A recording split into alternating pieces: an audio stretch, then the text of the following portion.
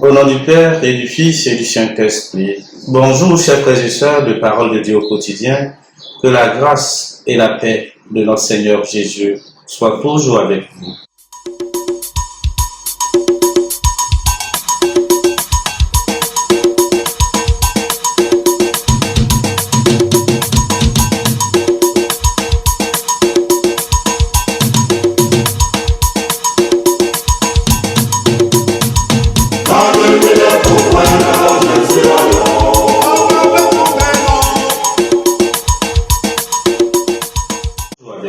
Aujourd'hui, nous entrons dans un nouveau temps liturgique, l'Avent. Temps de veille, de désir et d'espérance. L'Avent n'est pas seulement une attente passive, c'est la saison où Dieu réveille l'homme endormi, le tire de la routine et lui dit « Il est l'heure de te lever ». Un temps pour relever la tête. La première lecture tirée du livre du prophète Isaïe nous transporte sur la montagne du Seigneur, là où convergent toutes les nations. C'est une vision de paix, de lumière, d'harmonie.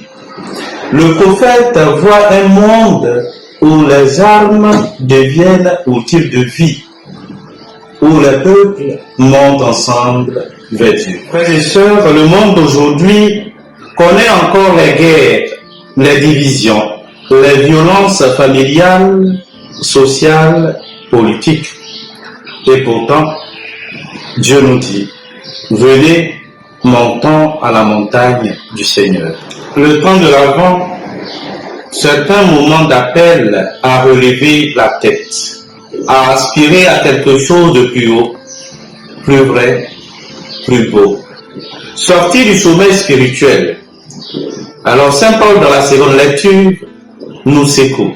C'est le moment de sortir de votre sommeil. Qu'est-ce que le sommeil? Ce n'est pas celui de la nuit, c'est celui du cœur. Le sommeil spirituel, c'est quand nous prions sans amour.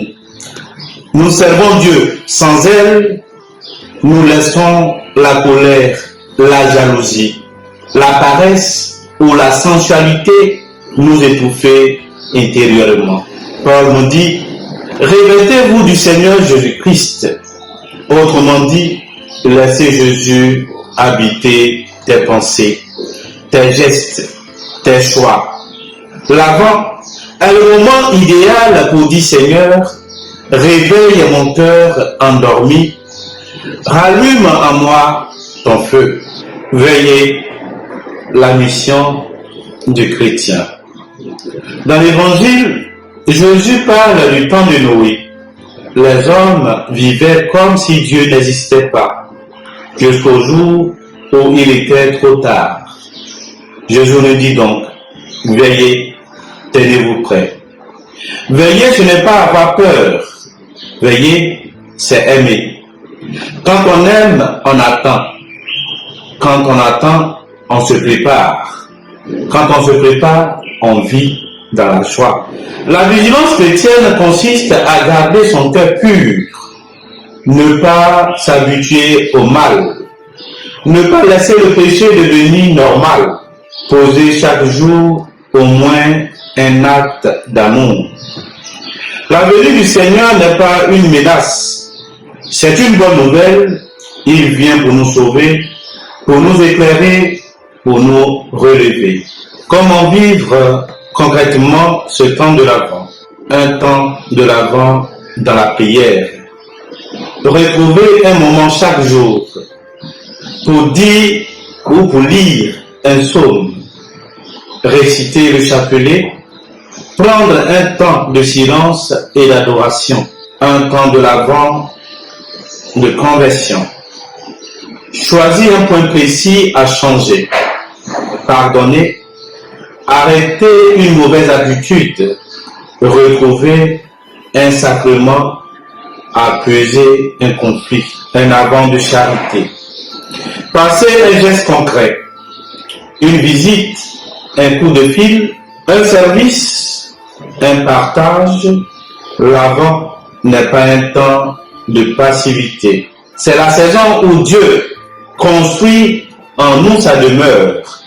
Chers frères et sœurs, Nous ne savons ni le jour, ni l'heure, mais nous savons pour qui nous attendons. Nous n'attendons pas un événement, nous attendons quelqu'un, le Christ, lumière du monde, prince de la paix, soleil levant d'en haut, qui vient nous visiter. En ce premier dimanche de l'Avent, demandons la grâce d'un cœur qui veille, qui espère et qui se laisse transformer. Que notre marche vers Noël soit une montée vers Dieu, une montée vers la lumière. Amen.